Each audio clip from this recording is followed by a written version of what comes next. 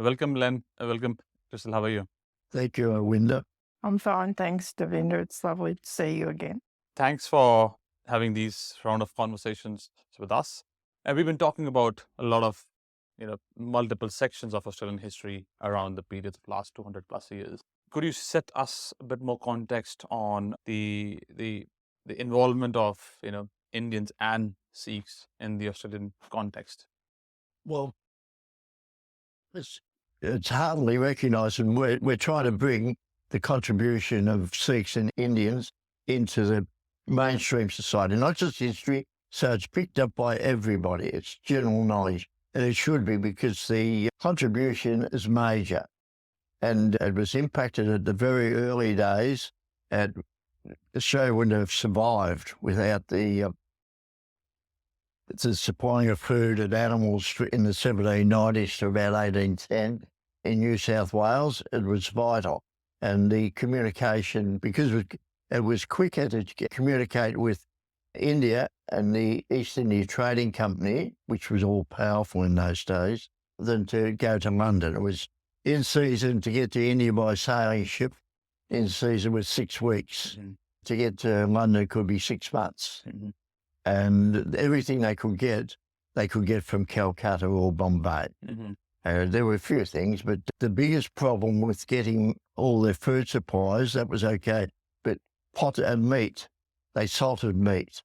And you can't salt meat in hot temperatures. It goes off. So the salted meat had to be brought in from England, but everything else came from India. And it was profound. You couldn't describe how great that contribution and the contribution of India was to the early days of Australia. And it's unrecognised. Mm-hmm. It is unrecognised, and it's a disgrace. It should be corrected.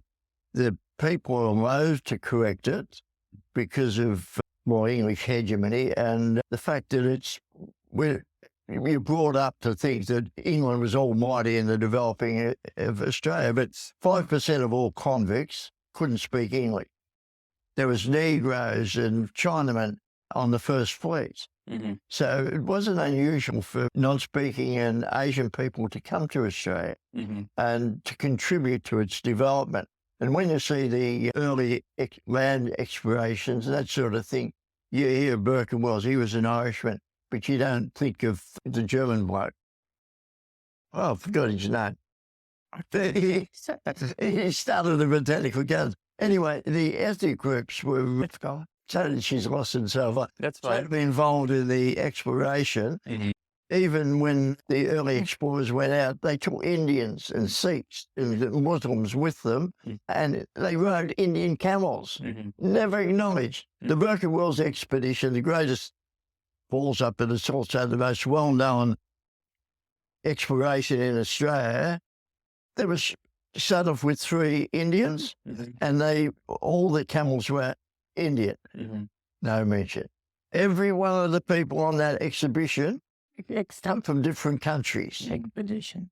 There's Germany and everywhere. Mm-hmm. Yeah.